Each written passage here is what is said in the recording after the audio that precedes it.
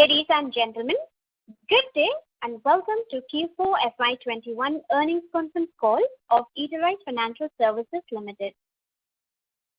As a reminder, all participant lines will be in the listen-only mode, and there will be an opportunity for you to ask questions after the presentation concludes. Should you need assistance during the conference call, please signal an operator by pressing star then 0 on your touchtone phone. Please note that this conference is being recorded. I now hand the conference over to Mrs. Ramya Rajagopalan, Senior EVP Corporate Development. Thank you, and over to you, ma'am. Thank you very much, Margaret. Good afternoon, everyone, and a very warm welcome to our results call. We hope you and your families have been safe and well. Today, I have with us on the call Mr. Rashesh Shah, Chairman and CEO of the Edelweiss Group, Mr. Himanshu Kaji, Executive Director and Group COO, and Mr. Deepak Mittal, MD and CEO, ECL Finance. We hope you have had a chance to review the investor presentation as well as the addendum on ECL Finance Limited that we have filed with the exchanges last Friday. During the discussion, we will be making references to it. Please do take a moment to review the safe harbor statements in our presentations. We will be making some statements today that may be forward-looking in nature and hence may involve certain risks and uncertainty. With that, I will now hand over to Mr. Rashesh Shah to begin the proceedings of the call. Thank you, and over to you, Rashesh. Thank you, Ramya. And good afternoon and a warm welcome to all of you. As earlier Ramya said, I hope you all, your families are all safe and keeping healthy. For us, ensuring health and safety of our employees and their families has been the most important thing, and customers and taking care of them has been a priority through not only the last year but especially the last few months. The last few months have been a tough time for all of us, with the second wave hitting us as just when we were confidently emerging from the first one. And I think we again as a country were at a crossroad. I think the second wave felt a lot more personal. I'm sure everybody on this call will feel that. I think wave 1 was not as personal as wave 2 was, and each one of us experienced somebody who had fallen sick or some loss that we experienced from through colleagues, friends, extended family. But at the same time, I think what has been heartening is to see the collective efforts by a lot of individual citizens, ordinary people. The social structure of this country came together. And I'm sure that each and every one of you on the call have some personal stories to share of some great effort made by people around, offering infrastructure, offering help, oxygen concentrators, medical supplies, beds, donations. By rallying quickly, I think we all showed that we do care for each other. I think even for us, the kind of effort our employees, our friends, everybody made has been one of the highlights for this quarter. I think the word for this quarter and for this year for us has been the resilience that we've been able to show. And since this is our Q4 call but also an annual call, I basically want to talk about 3 things. And of course after that we'll be happy to answer any questions along with my colleagues. I'm sure you have had a chance to go through the results and the investor presentation, so I will not bore you by repeating the numbers in terms of profits and book value and top line revenue and fee income, all that is there in the presentation. The 3 things I want to discuss today are, first, our overall performance for FY21, both on the numbers front but also on our execution of our strategy and the game plan that we had articulated at the start of the year. The second thing I want to talk about is how we have calibrated our businesses and positioned them for growth. As you know, we are a diversified financial services with many businesses in financial services, all at different stages of growth. And one of the highlights of this year has been that we've been able to position all our businesses to exploit the growth that is there ahead of them. And third, lastly, outlook for 22, both for India, financial services, and for Edelweiss also. So friends, on first, FY21 has been an important year for us. Of course, all years are important, but this is also the year we completed 25 years. So it feels like we are still very young, but we completed 25 years this year. And as we now start the next innings for the next 25 years, at the end of FY21, very happy to see that we are entering 22 with a strong fortress balance sheet. Our equity base has become stronger. Obviously, liquidity has got easier, and most importantly, the businesses we have built, the operating platforms we have built, and the talent we have is very, very heartening. So as I said earlier, this year for us has been, the key word has been resilience.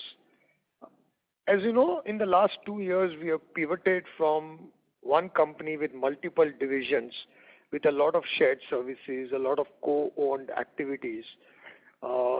Originally part of our diversified approach, we built a lot of businesses, but we have made all the businesses independent. So from an integrated, diversified financial services company, we are now a diversified financial services with independent businesses underneath them.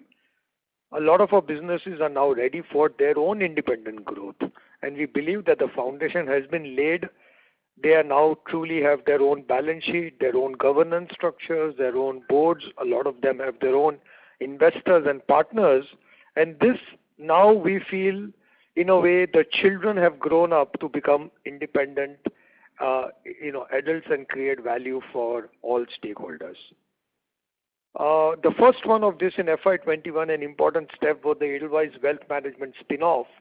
By selling a majority stake to PAG, we have now set in motion the spin-off process. The stage 2 on this is a demerger from the holding company, and then the listing of the Edelweiss Wealth Management and the distribution of shares, as we have highlighted. We have a slide 14 on that, and we are very proud of this business, and we will all be very proud individual owners of this business post demerger and the listing of this business. But this is the first step we have taken to unlocking value. Our approach has been to build value and then unlock value, and I'll speak about that a little bit more. But besides Edelweiss Wealth Management, this has been a good year on many other counts. First, there has been a lot of queries and questions about ECL Finance and the wholesale book. As you would have seen, we have given an addendum showcasing the fundamentals of ECL Finance. I think the last 2 years have been difficult for ECL Finance, mainly because of the wholesale credit book and the headwinds on liquidity and the challenges that were faced. However, in spite of these headwinds, we have executed as per a plan. And in this year, we have executed the plan of first reducing the wholesale book. We have aligned the team. The wholesale team is still there, but now they are more an asset management team, and we are using them to build private funds in our asset management business, what we call the private credit alternative asset management business. So the team's experience is used, but instead of doing this business in NBFC, which has a lot of NPA as well as ALM issues that cropped up in the last 2 years, we have now ensured that there are other ways of exploiting this opportunity. On ECL Finance, we have ensured the book has come down. As you would have seen, the book is down a lot in the last 2 years, and we will halve this book again in the next 2 years. What we have also done is put a robust process overseen by our board of refreshing the cash flows for every loan, every wholesale loan on a quarterly basis, and then ensure that our numbers are adjusted for the NPV of that. So in a way, calling it constantly mark to market the book. We've been doing it for last 3 quarters, and this has been one of the approaches we have followed, because I think on retail, a broad parameter-based approach works, but on wholesale, which is a very idiosyncratic and every loan is very individual, it is very, very important that each and every loan is revisited every quarter to estimate the future cash flows of that. And in our ECL Finance presentation, we have given some color to that. So we'll have the book in the next 2 years. We are also confident now that with this process we have adopted, the book is appropriately marked.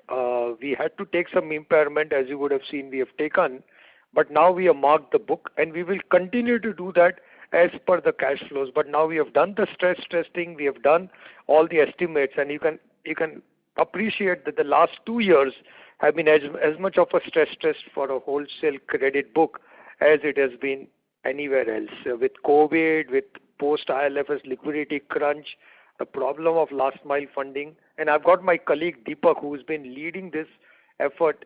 He and his team have done fabulous work in ensuring that ECL Finance was always steady. It always had enough liquidity, the wholesale book was under control, and we have got that. And our idea is ECL Finance still has a lot of capital and liquidity, and we want to use that as we build our MSME business in that, which has always been in ECL Finance, but a much smaller part of the business. However, and I'm sure if there are any questions on ECL Finance, we'll handle that. Our asset management and insurance business have had the best year ever in FY21.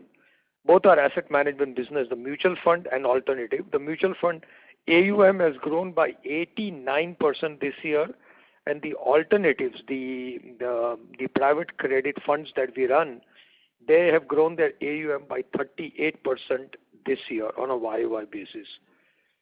Our life insurance and general insurance business saw a premium growth of 25% for life insurance and 49% for general insurance. You can see that in slide 36 and 38 respectively. And even for wealth management and ARC business, this was a good year in spite of the pandemic. If you see our customer assets in wealth management had a very robust growth. So we started the year by being extremely cautious on liquidity and have maintained more than ample liquidity in our business. So liquidity pressures have eased off. We want to remain careful until COVID is behind us. And of course, for this year, our biggest priority was the well-being of our people. We have 8,500 people. We have ensured that when a lot of them got infected, we took care of them. We have also vaccinated more than 5,000 of our employees and their family members. And our primary commitment, I think, remains to make sure our employees are well. I think business will always do well if your employees are well. So that's the first part. I think 21, in essence, good year. The diversified model has come of age. The word resilience has been underscored, and all our businesses have shown good execution in this year, and especially the asset management and insurance business have posted the best growth years in this year. On item number 2, where I wanted to speak about how the businesses are poised for growth, one of the first things we have done is we have simplified our organization structure. As we said, we had some complexity. The common entities were used by multiple businesses, all of that. In the last couple of years, we have integrated businesses to entities. We have actually completely ring-fenced and made the businesses independent. They now control their balance sheets. They control their capital structure. They have their own governance structures. We all serve on the boards of those. A lot of these businesses are 100% owned by us, as you would have seen on slide 7. So they are Edelweiss businesses, but by ensuring that they are fairly ring-fenced and independent, we have created a structure which allows them to grow and compete in their marketplace, more aligned with the needs of their individual sector rather than one Edelweiss, because we have wholesale businesses, retail businesses, credit businesses, insurance businesses. We have allowed all our businesses to be truly independent and aligned to their industry structures. So they have the best of Edelweiss, but now they have a lot of independence in terms of how they go about executing their strategies. Our approach has been that we want to grow business, invest and grow businesses. Our experience has been it takes about 10 to 15 years for a business to grow and become mature, to grow organically, inorganically. As, for example, we have done in a wealth management business. This business in 20 years has now, been valued at 4,400 crores. We would not have even invested in that more than a couple of hundred crores in that business. But after creating value, after growing value, our commitment is to unlock the value for our shareholders. But unlocking comes after creating value. So first create value, build value, and then unlock it. And unlocking it can come in various forms. We can IPO the business, we can distribute the shares, we can demerge the businesses. But our idea is that as the business becomes independent and starts creating value, how do we get our shareholders to participate directly in that value creation? As you know, more than 40% of our equity is held by insiders, the founders and the management team and all. So we want to make sure that we take care of all the shareholders in unlocking this value as we go along. So now all our businesses have the right structure, right resources. As you would have seen, all our businesses are very well capitalized. Our housing finance company has a lot of capital adequacy. Our ARC, insurance business, the solvency ratios are high. So all the businesses are fairly well capitalized. But the total number of customers in Edelweiss in 2018 was about 500,000. We now have 2.5 million customers. So totally, in the last 2 years, we have added 2 million customers across our businesses, in our life insurance business, in our general insurance business, in our mutual fund business, in our retail credit business. The truly retailization of our strategy is also underway. And our biggest growth vector for last 2 years, of course, we have managed liquidity and managed the balance sheet and impairments and all of that we have taken. We have restructured our business. We have done all of that. But the most important achievement for the last 2 years are the 2 million customers we have added. And in this year, we expect to add maybe another 1.5 million customers across all our retail businesses. Also, in this year, our asset-light credit model for housing finance and SME has now commenced. We invested a lot in technology. We have partnered with banks. And the initial signs for this tech-led asset-light credit, retail credit model is very encouraging. We are truly excited by this. Maybe this was the logical outcome of the last 2 years that we all saw. And both these retail credit businesses have adequate capital, adequate liquidity, a lot of distribution. They have a lot of branches all over India to be able to scale up this strategy. So the next 2 years, this is going to be an important thing to watch, and I hope that we execute as per our aspirations on this. Even in our ARC business, we've been buying more retail loans, and this is another growth area for our ARC, which also has a lot of equity and liquidity. So I think the retailization of our strategy, the businesses are poised for that, and that was an important, restructuring exercise that we have undertaken. On point number 3, which is outlook for FY22, FY22 is going to be a key bridge year from the last 25 years to the next 25 years. I think we have laid the foundation for that. And as I said, we want to add about 1.5 million retail customers and continue to invest and grow in our asset management and insurance businesses. Both those businesses are on the cusp of explosive growth. They are not young businesses. Our life insurance business is almost 8 years old. Our general insurance business is in its 4th year. Both our asset management businesses are about 10 years old. But now, as I said, the real growth for a lot of business comes between 10 to 20 years. And I think at this time, we want to continue to invest in that. We do expect this year, because the first quarter has been slow because of COVID too, and we are still conservative holding liquidity, profits will continue to be muted. So we want to make sure our expectations from businesses for profit growth this year are still muted, but continue to invest in the businesses. This year we continue to carry excess liquidity, and a lot of you have asked questions on that. When the crisis started post ILFS in 2019 and 20, we borrowed a lot of money at a group level, and that is why there is a drag in terms of BMU and corporate earnings, because we borrowed some expensive liquidity that we are holding. A lot of this was at a high cost, but in view of the environment at that time, we borrowed a lot of this money for 2 years and 3 years. A lot of these loans will get paid back by 22 and 23. So the drag of excess liquidity continues, but it was something we had to do because we are not a large corporate house with any fallback. So at that time, our board decided that let's hold a couple of thousand crores of excess liquidity, even if that is expensive. So we borrowed this, what we call fairly expensive, flexible liquidity at the top, which has allowed us to go about our business and make sure that in spite of the NBFC headwinds, all our businesses had adequate room to grow and were not hindered by that. I think this year our retail credit business growth will still be slower because we are still laying the foundation of this asset-light retail credit model in partnership with banks. There will be teething problems, but we think we need to build the platform before eventual growth. And last, the benefits of releasing liquidity and capital in the wholesale book. This is a question a lot of people have asked us. I think from FY23 to FY26, we will see a lot of liquidity and capital from the wholesale book coming back.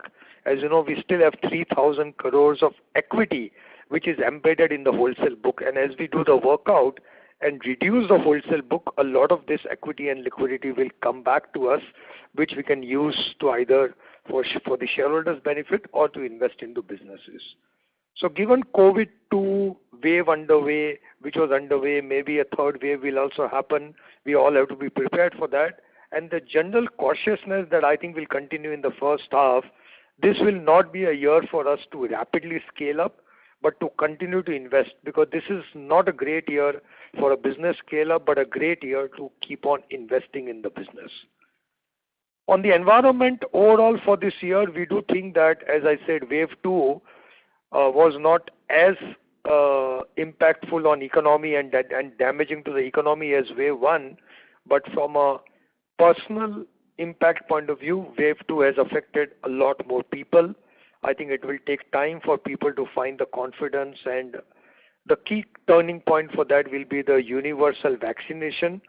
Going by recent trends and what the government has announced, we think we should get that done by October to December 21. So it's still 3 to 6 months of cautious outlook for all of us. Yeah, of course, the stock market will do well because there is a lot of liquidity. There is long-term optimism. And I think if I also see the point after universal vaccination, I think India looks like on a cusp of a new growth era for the next few years. But for the next 5 or 6 months, there'll be mini waves and constant rebalancing between lockdown to protect health and opening up to resume economic activity, and we should be comfortable with that. We overall remain committed to our asset-light retail credit model, grow our asset management businesses, and keep investing in our insurance businesses. So I've tried to give you the overall strategy, the overall execution update, because I'm assuming you have gone through the numbers, but I've also found it very useful that it's very helpful to address specific questions on business and financial statements as more an interactive process. So I do look forward to your questions, your queries, either specific or overall as we go forward. But once again, thanks to all of you for being on this call, and over to you. We will now await your questions and feedback. Thank you. Thank you very much. We will now begin the question and answer session. Anyone who wishes to ask a question may press star and 1 on the touchtone telephone. If you wish to remove yourself from the question queue, you may press star and 2. Participants are requested to use handsets while asking a question. Anyone who would like to ask a question, please press star and 1 at this time. Ladies and gentlemen, we will wait for a moment while the question queue assembles.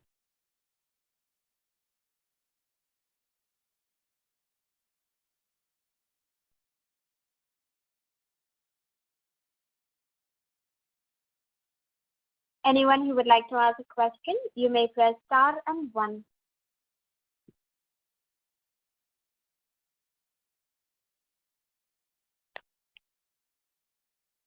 The first question is from the note Jitu Punjabi from EM Capital Advisors. Please go ahead. Yeah, hi, Rakesh. Trust everybody is okay. Well, I would just want to understand a couple of aspects.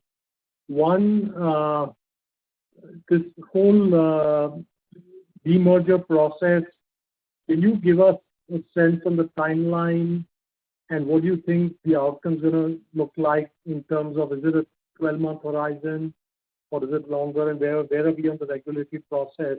And two, the influence and the role that the Edelweiss team would have in the new company, the PAG company as well, and how is that going to evolve over time?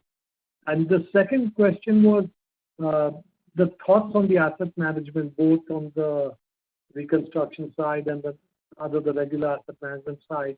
How do you think this is going to play out? Is there any thinking of doling out a minority stake to some international asset manager? And how do we see that whole business playing out over the next few years? Yeah, hi Jitu. Thanks for this. I think the first one on Edelweiss Wealth Management demerger, I think it was 3-stage process for us. The first stage was getting the PAG deal done and what I call the start of the spin-off process that has been done. We are now going to NCLT for a demerger because in order to get the listing done, we can easily distribute the shares to the shareholders, but then it becomes dividend and in form of shares and all. But our idea is to go through the demerger process. So we are now filing for NCLT demerger. So the wealth management business will be demerged from Edelweiss. There's a listed company. And as part of the demerger, it will then get listed also. Usually listing takes about 4 to 5 months after the demerger is over. And the demerger should take about 8-10 months depending on NCLT process and all. So I think now the 2 steps are demerger and then the listing of the business. We expect to get this done in the next 12 to 15 months, maybe give a couple of months here and there. It is also a good time because that allows the PAG partnership to get embedded well. There are a lot of initiatives in that business going on. We are all actively involved because you should remember that the Edelweiss shareholders will still have more than 40% holding in this company when the demerger happens. And all of us, all the shareholders who are there will be individual shareholders of that business. But we do think the time has come for that business to scale up on its own. And after it is listed, it will have currency for M&A, for acquisitions. It will have currency to be able to, reward their employees and wealth managers. And I think it's been a great business that we have built inside Edelweiss. But this is the template we want to follow is, make sure that we invest time, effort in building a business and then spin it off in an appropriate way, which allows the shareholders of Edelweiss to also participate in that. So that's the timeline on that. We are very excited about this business. This business has done very well in the last 2 quarters. The first 2 quarters obviously were slow of FY21. And with the PAG partnership, we are very, very excited on the growth prospects of this, as you can understand. Maybe in one of the future calls, we'll invite them also to be, as in this call we have got ECL Finance, we'll get the Edelweiss Wealth Management team also to come and give an update to the analyst on that. On the asset management business, I think we are now at the cusp of really growth, and this year has been witness to that. As I said, our mutual fund business AUM grew by more than 80%. Our alternative asset management AUM grew by 36%. We are now the largest alternative asset manager in India. We have more than $4 billion of assets under management. And as you know, Jitu, the asset management business effectively has 3 large buckets now. I think one is the passive, other is the active, and the third is the alternative.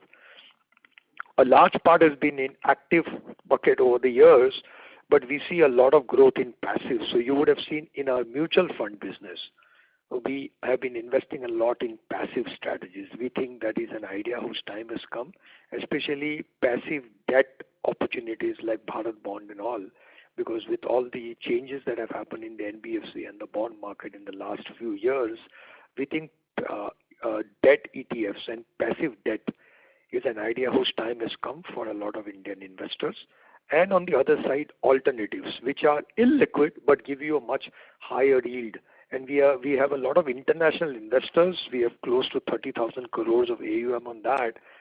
But good news on that is we are now seeing a lot of Indian investors, insurance companies and others who are high net worth investors who are also looking for 12 to 18% yield strategies on a 5-10 year basis. We have an infrastructure fund where we raised almost 4,000 crores only with Indian HNI investors.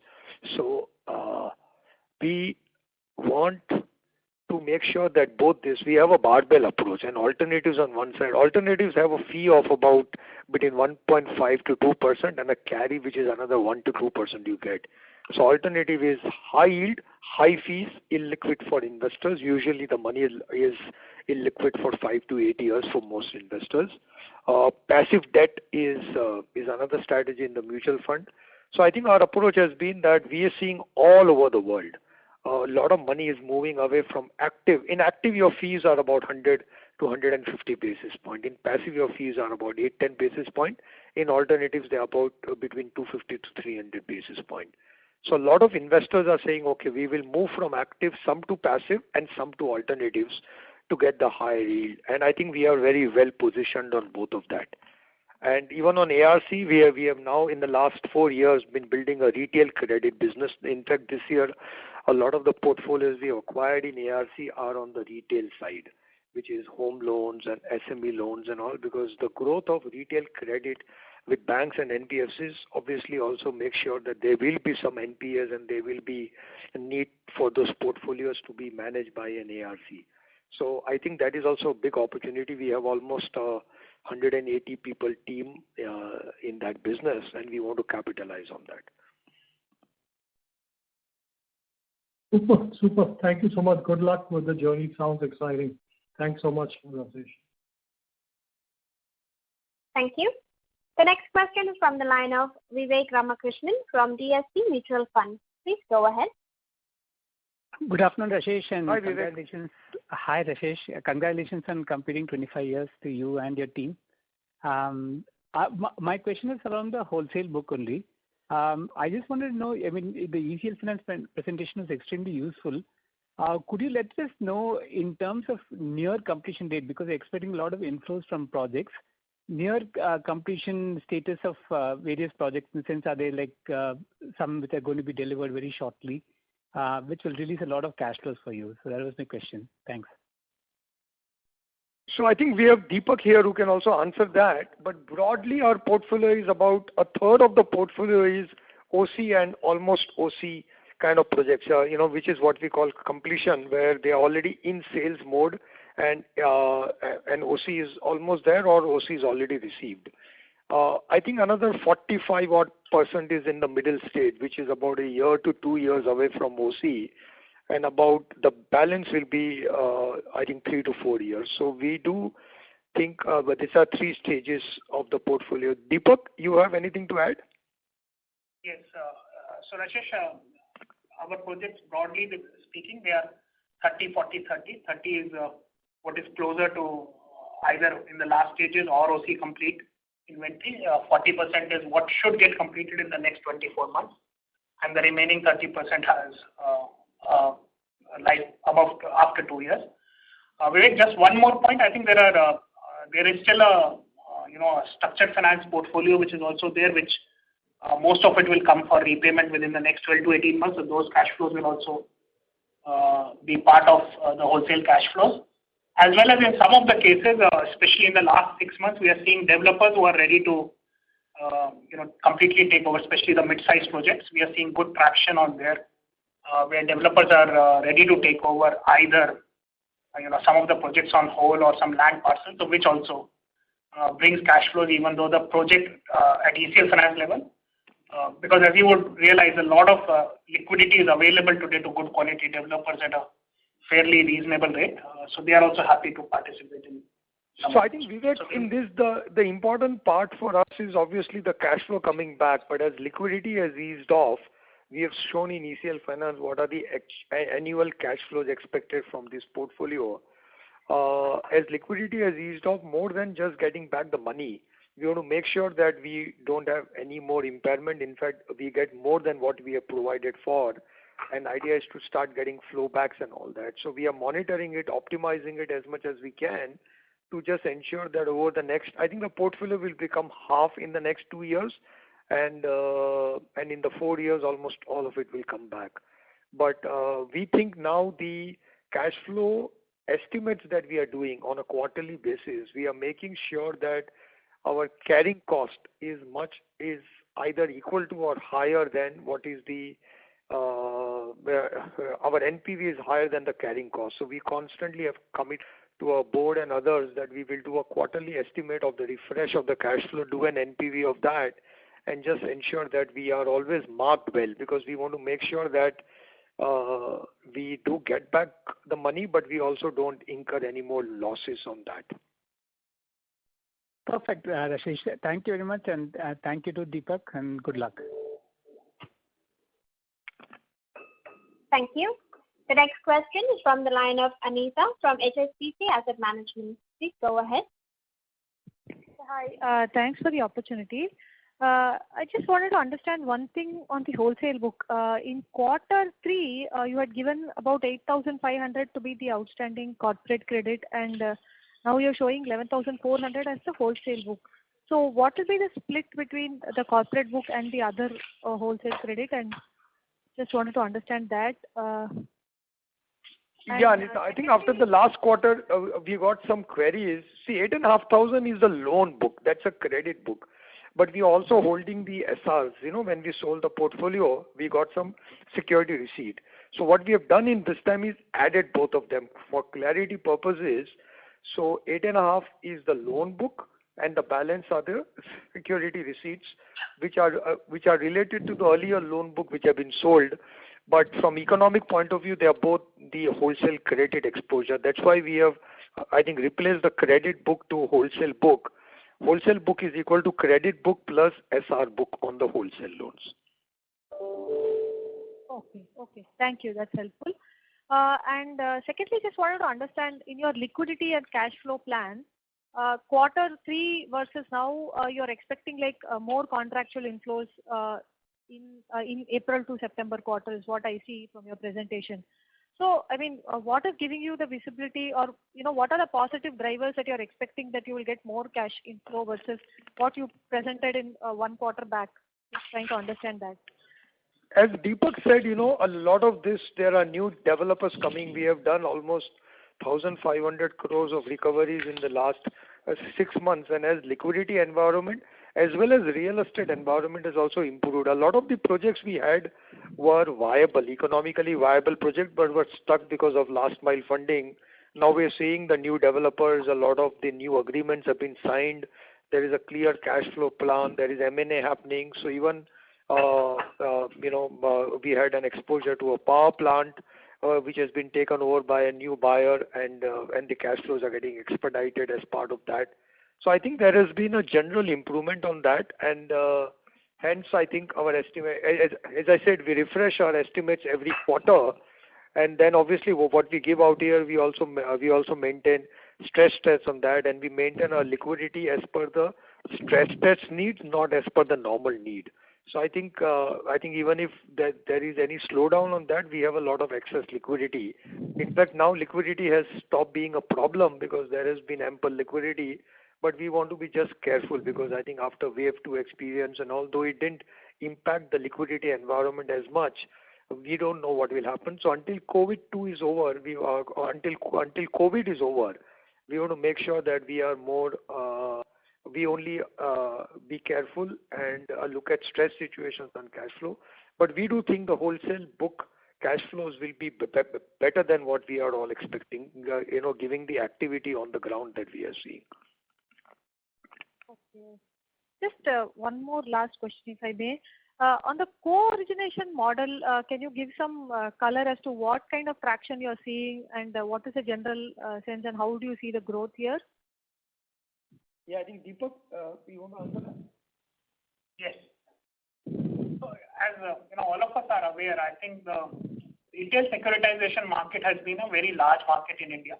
Historically, even we have securitized portfolios to a lot of banks, both on mortgages and on SME side. What changed in this was the old co-origination and now what is called the co-lending model. I think the previous guidelines which had come out had some teething issues because both from a customer end as well as from the two institutions participating, there were a lot of operational issues which needed to be tackled upfront because these loans were being booked at the same time in both the entities. So it was almost like a tripartite agreement between the customer and the two lending institutions. The new CLM guidelines which came out does away with some of the teething issues, or in fact most of the teething issues, and makes it easier for non-banks to originate and sell it to banks. After that, we have seen a flurry of activity between banks, and you would have also seen some disclosure in the public domain. We ourselves have had a sign up on the retail business side with one public sector bank. I think we should in this quarter do one more sign up on the mortgages space.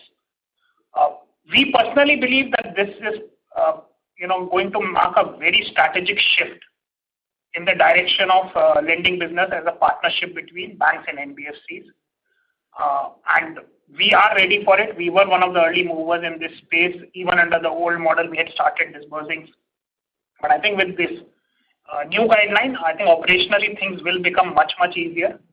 Partly because of COVID wave 2, it has not taken off because the disbursement activity, given the personal safety issues, did come down. But I do expect quarter 2 of this year to start marking the start of this business, and it will gain strength every quarter.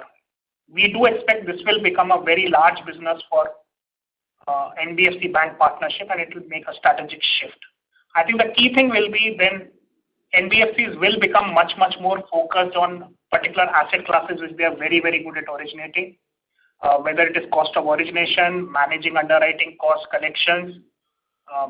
We ourselves have taken a lot of steps in the last 2 years to not only digitize but also digitalize the process, build alternative credit scoring models, and I think a lot of them will come to fore. Once the liability side would be supported by banks, and NBFCs would largely be responsible for the quality of the pools they originate. It also does risk mitigation for the banks, as 20% would be on the NBFC book. We do see this will become a very large part of the marketplace. Thank you. Thank you very much. That's helpful. Thank you. In fact, Anita, I would just add that we are seeing the cost of this actually is a lot cheaper, though it is off your balance sheet, than borrowing money on your balance sheet and doing on lending. So I think asset light is actually going to be cheaper for NBFCs than borrowing their own balance sheet with equity needs and all of that. So I think, as Deepak said, we are very excited by this. We have to see how it evolves. But RBI and the banks seem to be very, very supportive of this now. Great. Thank you. Thank you very much, and all the best. Thank you. The next question is from the line of Praveen Agarwal from PB Investments. Please go ahead.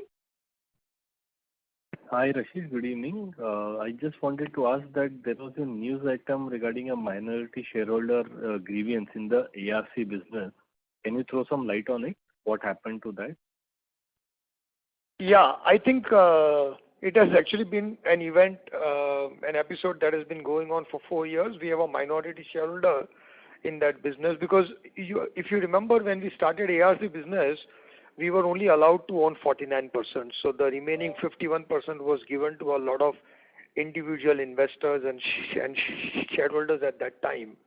Then over the years, as CDPQ came in, we were also allowed to increase our stake, and now we can go up to 100%. So we've been very keen to buy out any investor at a reasonable price. Now, as you know, in ARC there is no exit. It's unlikely that we will ever see IPO or the listing of the ARC business in the near future. As a result of that, obviously individual shareholders would like to exit that business. And when they want to exit the business, they obviously want the price.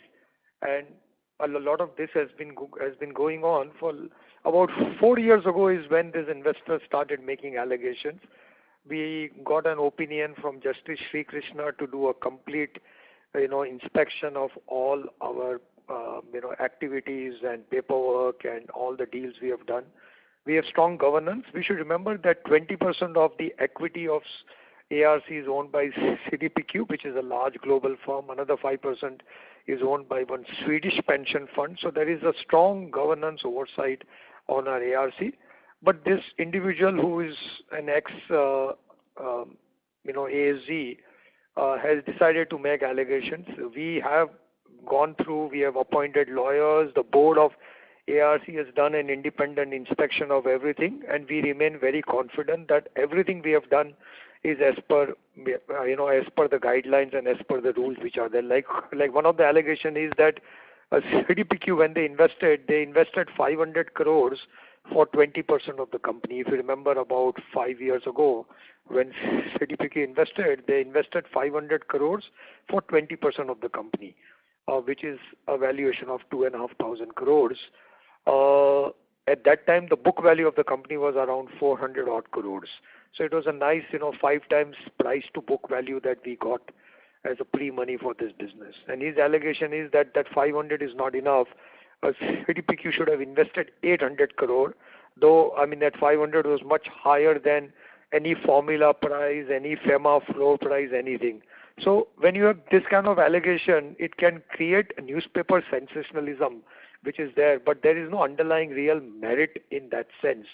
So we are very happy for, anybody. I must say the ARC is inspected by RBI every year. The same individual had made complaint to RBI also 2 years ago. RBI had also asked for information. So the drama goes on. The idea is, what appears to us is to create nuisance so that, a minority shareholder can be bought out. And we have seen enough cases in India of minority shareholders in unlisted private companies now creating this kind of, allegations and all, so that they can get bought out. Our idea is, we are happy to always provide exit to investors if there is a possibility, because even if we can't buy, we can get some other investors. ARC is a good business, of course, as in the last 2 years, as the book growth has come down, as we have not acquired as many new assets, the earnings have come down. But even today, the ARC business has 2,200 crores of equity. So there is a lot of equity in that business. There is a lot of potential in that business, and we want to exploit that. But we own 60% of that business. CDPQ owns 20%. Another 5% is with Swedish pension fund, that is 85, and the remaining 15% is with 2 or 3 individual shareholders, out of which this is one of the shareholders. No other shareholder has ever complained. Just as an aside, this particular shareholder, his son-in-law is on the board of the company for the last 8 years. The son-in-law has been party to all the decisions. He has never objected to board. There are board minutes and all where he's approved the CDPQ investment. He's approved all the other loans we have taken, everything else.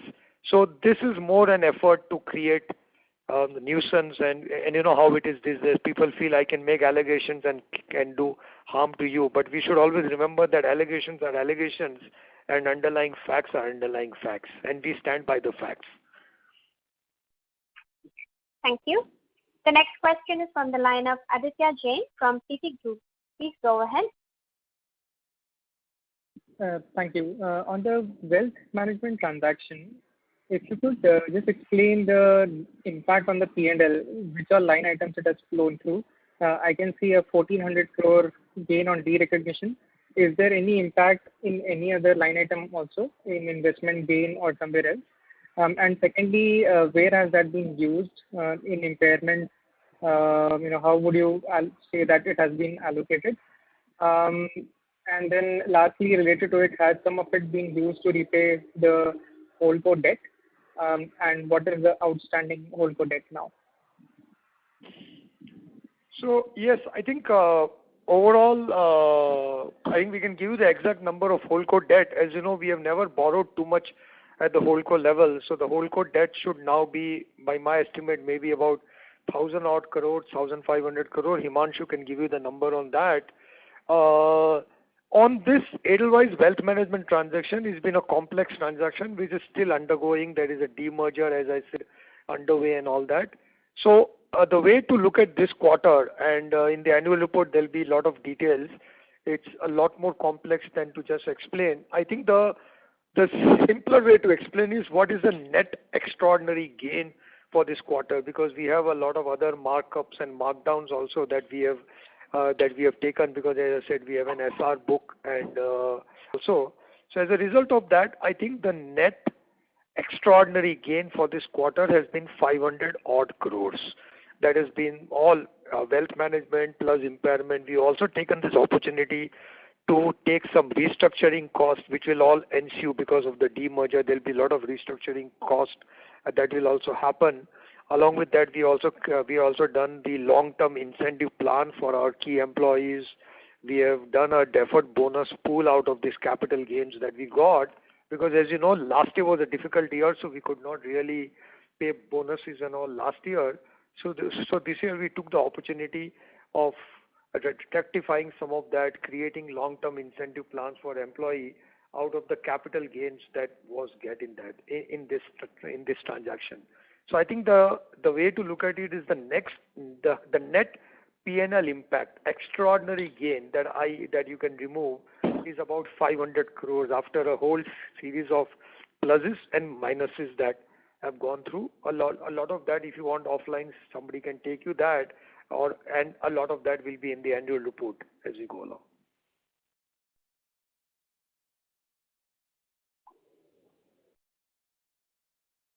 Any other question, Mr. Jain? Sorry, I was on mute. Thank you. Just a clarification on the ECL plus ERFL. The credit cost is negative. So what has driven this reversal of provision? You want to answer that, Deepak? Yeah.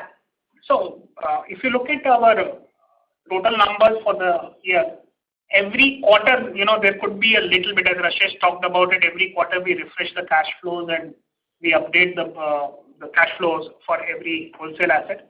So every quarter there is normally a swing, of 50 crores or odd every quarter. And that normally results in either an impairment or a credit provisioning or a release of the same. So given the wholesale nature of the book, I think every quarter you could expect a 50-60 crore, either a positive or a negative number on as we refresh the model. So those come on a quarterly basis. But I think overall, as I said, our book now we are fairly confident is, fairly conservatively marked. So we do not expect any significant impairments coming forward on this book. I think from next year onwards, we do expect that some of the impairments may start getting released from whatever early traction we are seeing on resolution. From next year onwards, we should actually start seeing positive slippages on this book rather than negative slippages. Q4 was also one such quarter where we did have some positive slippages on the ECL finance. I would also add, Aditya, that this is all because of Ind AS. And Ind AS on retail works very similar to India GAAP because then you do everything at a portfolio level. But Ind AS on wholesale books will always be very idiosyncratic, and because everything will be marked to market now, unlike earlier where you had an NPA and then you continue to provide. So until the NPA remained an NPA, you just kept on providing. Now you might mark down a loan one quarter, then there is an improvement and you might mark it up a little bit, or it might release some impairment that was already provided. So Ind AS on wholesale book will have this kind of variations, as Deepak was explaining. As I said, the idea is to treat this as a portfolio which is marked to market every quarter, and the marks can go up and down a little bit. We'll always remain conservative in the mark that we have, but you can expect, I think the book is now fairly well marked. I think we are very conservatively marked as far as we can estimate, and that gives us confidence. But small variations is what we should expect, but all those will balance out in the next 2 years or so. Got it. Thank you. Thank you. The next question is from the line of Prashant Sridhar from SBI Mutual Fund. Please go ahead. Yeah, thanks. Just a further doubt on the wealth management business. Do we expect a name change and will the board composition change? So the board composition has already changed. We are all on the board. There are, I and Venkat and Vidya from Edelweiss on the board. Nitin Jain, who's the MD, is on the board. There are people from PAG already on the board. So there is a new board. We are involved. The name change is we have for the next 3 years, and as part of the deal itself. So it is currently still run as an Edelweiss business with all the internal linkages and the synergies and everything else. So the board has changed because the PAG nominees are also on the board, and we have a very clear game plan and agenda which has been agreed between PAG and us. It's actually working very well because PAG brings in a lot of expertise in scaling up businesses and bringing the extra governance focus and all, and they put some very high quality people on the board. So it's been a good addition. As you know, in our insurance business we run a JV. In even insurance broking business we have a JV with Arthur Gallagher. So we are used to running that. So we are very comfortable with this. Sure. No, that's very helpful. Just on the lending book, so you're just putting all of it together, ECL plus retail plus housing. How much would be the restructuring plus the DCCO extension, ECLGS disbursements, etc.? You want to answer that, Deepak? Yes. So I think when the last refresh we had done on the wholesale book, I think the number was closer to 5%, and for the retail book it was closer to 3 to 4% between ECLGS and restructuring. Okay, sure. And what would be the stage 2? So I'm assuming some part of this restructuring could have been classified under stage 2 for higher progress. So restructuring would be either stage 2 or in some cases also stage 3. ECLGS, as you would know, it has government guaranteed, so there is no staging impact on that. Sure. But the restructuring is either 2 or 3. That is helpful. Yes. Yeah. Thank you so much.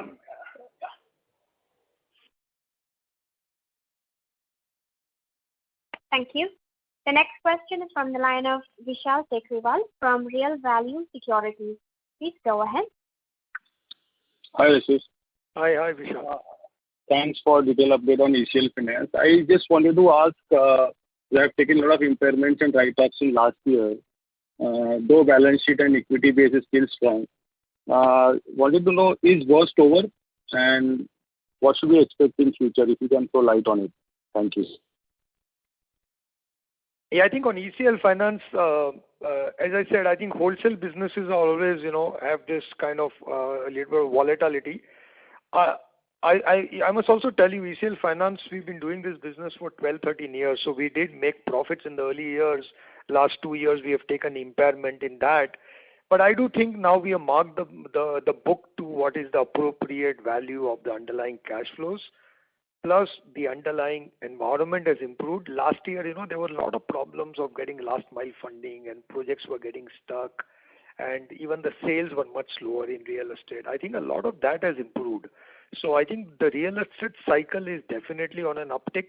A lot of good developers want to step into good projects which are economically viable but which are stuck. So we are seeing good sign on that also. So I think we have taken whatever markdowns had to be taken. We have restructured whatever loans had to be restructured. We have a very active workout group, and we are doing active, workout. All the special accounts have a strong focus, and we either bring in new developer, we organize last mile funding, we change a lot of parameters of the project to make sure that the project gets completed and our loans are repaid. And when the loans are repaid, our equity also becomes free because we have almost 3,000 crores of equity. So though it's a 11,000 crore book, there is 3,000 equity out of the 11,000 crores. The other thing you would have seen in the ECL Finance presentation, we have about close to 6,000 crores of long-term borrowing. So given that we have a lot of equity and long-term borrowing, which is now used for this book, even the liquidity challenge on this book has been behind us.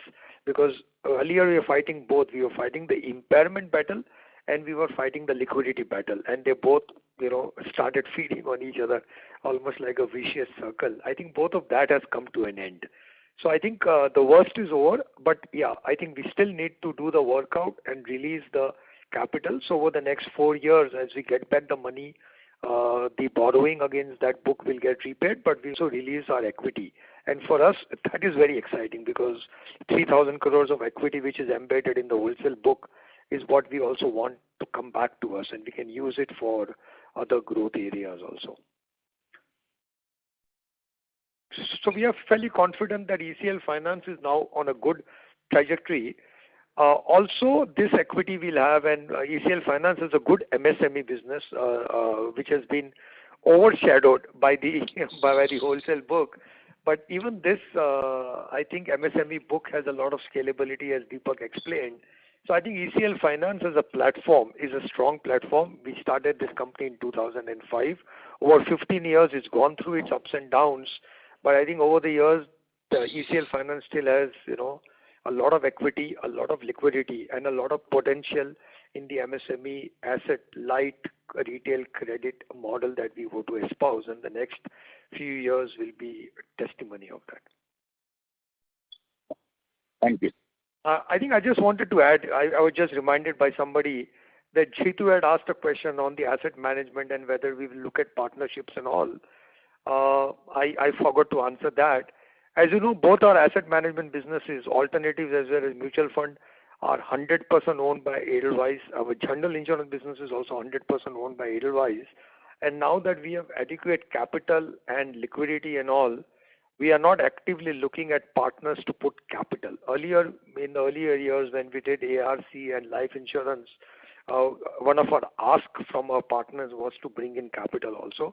Now I think given that we are releasing capital from our wholesale credit book and we have adequate capital and liquidity available, we will not be looking for any partnership for capital reasons. But of course, if there is a strategic partner who either offers a great value or we think that business will have a much better future with a partner, we'll always be happy to realign our capital and all. And we have some great partnerships. In our insurance broking business, in our life insurance business, in our ARC business, in our credit business. So we're always open to partners. We are always open to recalibrate our portfolio and holding structure as long as it is good for the business and unlocks value for us.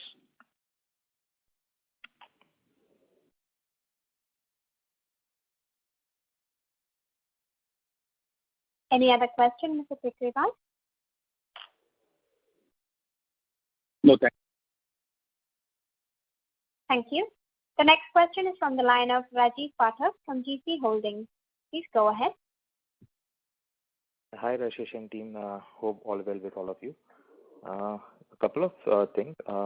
It's a good thing that you have brought down the group level borrowings by approximately like 3,700 crores a quarter.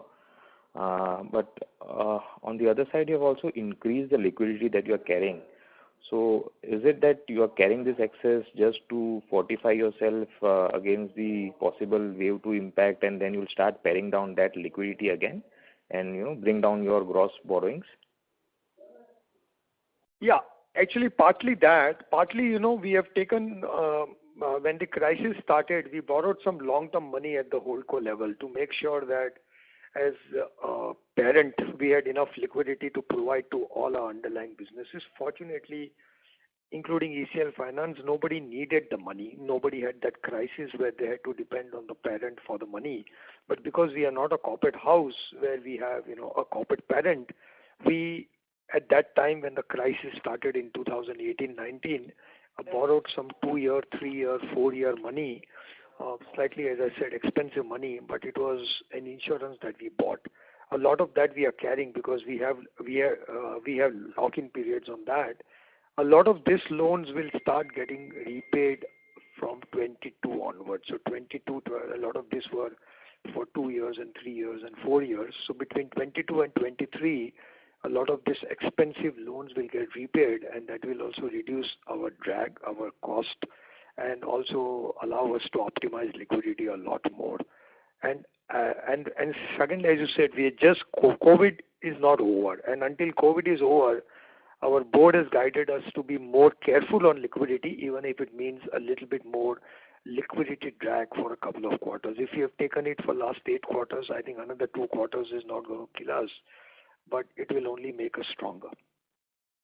Okay. And Rashesh, on the if you can just reconfirm the holdco level debt And the other point is, you did mention a timeline of around 12 to 15 months for the wealth management process to get over and to final listing. Is that the right timeline from now?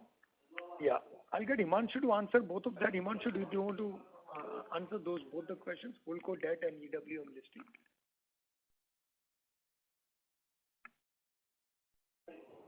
Hello? Yeah. We can hear you now, sir. Yeah, thank you. So I think the Holdco debt as on March 31st, external debt is around 850 odd crores. Okay. And sorry, what was the second question? My line was weak. Yeah, and the timeline for the listing of the wealth is 12 months to 15 months from now. Is that the right thing that we heard previously in the call? Yeah, I think that is what it is. Okay, thanks a lot. Thank you. The next question is from the line of Praneet Banwat from ICICI Bank. Please go ahead. Hello, good evening, Rashesh. So congratulations on your silver jubilee. Thank you. Yeah. So my question is regarding one ARC transaction. So your housing finance arm has done some around 75 crore of transactions in the FY21 year. So first question is, what are the nature of those assets? And second is, EFSL has assumed both risk as well as rewards for the transaction. So I guess the focus is now on independence of each entity. So what was the view about that? Like, what was the thought process behind that? I think I'll let Deepak answer the first one. On the second one, the thought process is we are still the owner of those businesses, and we want to make sure that all our credit businesses have the support of the parent. And as I said even earlier, even to provide liquidity support, and we have a very strong balance sheet at the Holdco level. Edelweiss Financial Services strong balance sheet. So we have to give comfort to all the banks and everybody. We have given a backstop on that, because ultimately this is our business. ECL Finance is an Edelweiss entity, and as I said, all our businesses are independent at an operational level, but it doesn't mean that the parent support is not there, and that is what we have adequately provided, whether it's on liquidity or on this.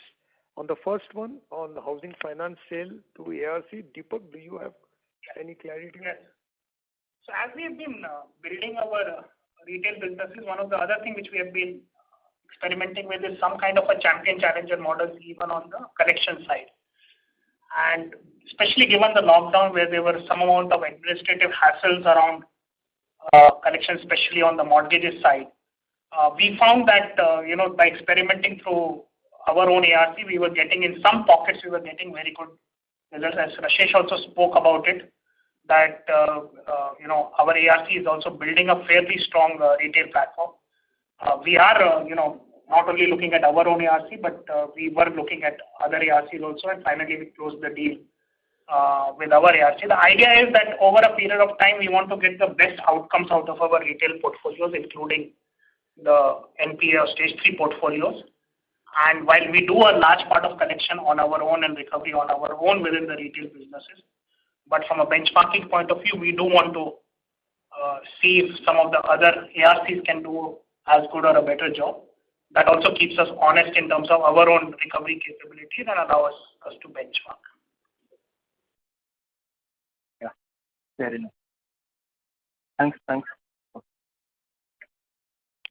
Thank you. The next question is from the line of Nitin Savate from Kotak Securities. Please go ahead. Yeah, hi. Thanks for taking my question. Just two questions essentially. One was on the asset management side, both for mutual fund and alternatives. Could you kind of share some scale after which these businesses start making meaningful profits? I'm sure there is operating leverage benefit that you will start getting beyond the point. Yeah. If you see on the mutual fund side, we are still investing in growing the AUM and all, and I think our mutual fund assets are now 55,000 crores, I think it's already profitable. The business makes about 4-5 crores of profit after tax, which is still, because we are investing a lot of money in building products and platforms and all that. I think the mutual fund should start being significantly profitable, and when I say significant profitability, it's 50 to 100 crores post 24-25 onwards is our current plan. We continue to invest in that. On the alternative side, as you know, Nishant, we run a lot of the credit funds, and in credit funds, unlike private equity funds, you earn fees only on deployment. So, out of the 30,000 crore of AUM, about 13,000, almost 40% odd money is not yet deployed. So we have a lot of undeployed money. So as we deploy that, the profitability will go up. And the second in this is there is a lot of carry that you get on the funds when you exit. A lot of our AUM has been built from 17, 18 onwards. So if you see out of this 30,000 crore, close to 24,000 crore AUM is only of the last 3 years vintage. A lot of this will also, the carry on this will start coming out after 24 onwards. So I would say 24 onwards is where the asset management business will be at the stage at which the wealth management business is now. The asset management business is about 2 to 3 years behind the wealth management business in terms of its profitability scale up. So I think 24, 25 onwards is where our current total AUM is 30,000 in alternative and 55 in mutual fund. I think the mutual fund significant profitability will be once we cross 80,000 to 100,000. And in alternatives at 30,000 also you can be reasonably profitable. Your vintage of the funds has to get older. So I think a lot of our money is only last 3 years, and once it becomes about 6 to 7 years is when the alternative assets really give you the profits and the returns of that. Thank you. Just on the wealth side, if you could give some breakup of, I think you had net revenues of approximately 1,050 odd crores. If you could share some breakup of it, in terms of how much of it is kind of capital market advisory linked, or if how much of it comes from broking and how much of it comes from normal client fees. Could share some breakup of that would be useful. Sure, I can give you broad color. I don't have the exact numbers. As I said, we'll be happy to connect you with the wealth management team and show that about 18 to 20% of this is your interest margin business, which is your margin funding and IPO funding and all that. And I think we've been for the last 5-6 months averaging about 100 crores of top line per month. And that 100 crore top line, the way it works is 100 crore top line, about 65% cost income ratio is the way this business is broadly stabilized. And I said treat this as approximate numbers. And the exact numbers we'll be happy to get the management team connected to you. Out of 100 crore of average top line, as I said, about 18 or 20 comes from the interest a margin business. We see wealth management as what we call an A, B, C, D business. A is for advisory. I think our advisory fees are also about 18-20%. B is the broking business. Broking is about 45-ish, 40-45% comes out of broking business. C is the capital part, which is what I said, the interest spread you get, and D is the distribution part, where you sell funds and you sell insurance and other parts. So I would say broadly you should assume it's 40-20-20, but exact numbers they will be able to give you because it also changes from quarter to quarter. But this is broadly how it is. Our long-term target is that broking should be about 30% of the business. Advisory should be another 30, and both distribution and capital should be to 20-20. Sure. And if I look at the transaction that you have done, you're looking at a valuation of pre-money valuation of approximately 4,000 crores and a trading profit of around 250 odd crores. So, can we say that the investors have got a very good deal? That is always the case, but I think we struck this deal in the middle of COVID wave. So if you remember, we had announced the deal in August last year. And obviously the business improved a lot more. The first half was slow. So the annual profit at that time we were expecting was about 200 crore, 180 200 was the trend rate at that time. And so I think it was at about, we had estimated about 22 multiple for the business at that time. Obviously the business did very well. We had an option to try and see whether we can optimize and all that, but our board decided we should stand by the commitment we have made. So we signed the deal in August last year. It took us about 5-6 months to get all the approvals and all, because we had to get all the international approvals and everything. And I think our idea was not to be greedy, but to just make sure that the business has a strong footing, because PAG has also invested 400 crores into the business over and above this. So there is a 400 crores of additional capital in the business. And obviously from August to December, the world changed a lot. But given that this was not just a transaction to realize value, but it was to unlock value, go through the demerger process, distribute the shares to our shareholders, it has a much larger strategic importance to us than maybe an improvement in valuation by 20% or so, which is what you could have argued for. But it's okay. I think in your history, you'll always do transactions which will either look good for investors or for you, and everything evens out in the long run. Sure. Great. Thank you very much. Thanks, and all the best. Thank you. The next question is from the line of Dinesh Khanna from AKC Investments. Please go ahead. Hi, Rashesh. Good evening.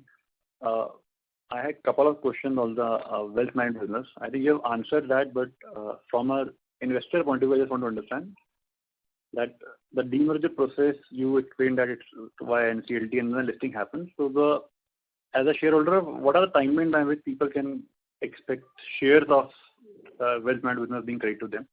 That was the first part. Secondly, I think the similar question is the kind of numbers this business is showing. I think 250 odd crore profit, 36% growth. Do you think by the time this listing of this business happens, this business can command a valuation of, let's say, 9 to 10,000 crore in itself? Just wanted your sense on the same. See, I'm always careful about making any forward-looking statement on valuation and all. I think a lot of people on this call, including you, understand valuation in market a lot more than we do. Of course, there are comparables, there are other wealth management outfits out there. I think, fortunately, this business has now comparable. There is IIFL, there is ISEC, all of them are there, Angel Broking, all are slightly different model to each other.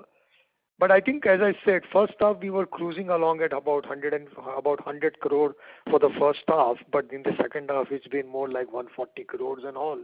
So if I take the second half, plus there is additional 400 crores of equity that has been infused on this, which will also earn money and all, I think there should be good growth in this. And our idea is that as and when it gets listed, it should be comparable to the peers who are out there.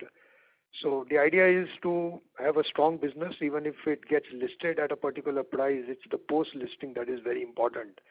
But we do expect that this business, I think the wealth management businesses as a whole, will always trade at between 20 to 30 PE going forward, because that's it's more like an FMCG business. And I think this businesses, the time has come in India for these businesses to be standalone and scale up. I think earlier they were still very subscale. I remember about 5 years ago, this business is to make a profit of only about 70, 80 crores for us. But now I think the business has got investments, it's grown, it's become very robust, standalone. It's got multiple business lines underneath that. So I do expect that wealth management business should trade at 25, 30 PE as they go forward. And we hope that ours will be best in class in that. But our current approach is that for the next a year or so, we solidify the business and keep on growing it. Now it's got 400 crores of additional equity. The retained earnings of last year is also there because they've got more than 250 crores of retained earnings also. So the capital base, by the time we list this company, the equity base of this entity should be closer to 2,000 odd crore, 2,000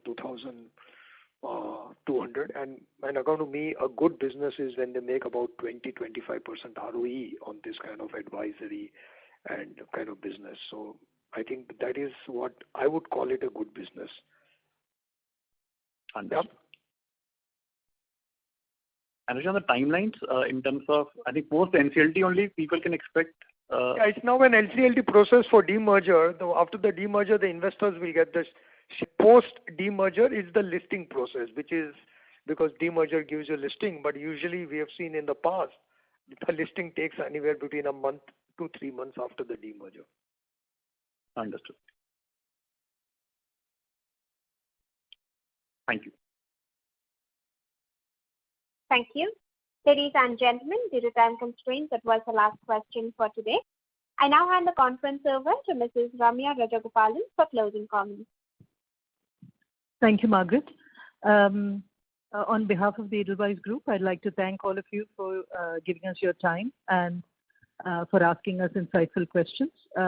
Because of lack of time, we'll have to close this particular session now. I would request all of you who have additional questions or who did not get a chance to ask questions in the queue to get in touch with our investor relations team, and we'd be very happy to help you out with any additional information needs that you may have. Once again, thank you for your time, and stay safe and well until our next. Thank you very much. Thank you, Rashesh, Himanshu, and Deepak for your time. Thank you. On behalf of Edelweiss Financial Services, that concludes this conference. Thank you for joining us, and you may now disconnect your lines.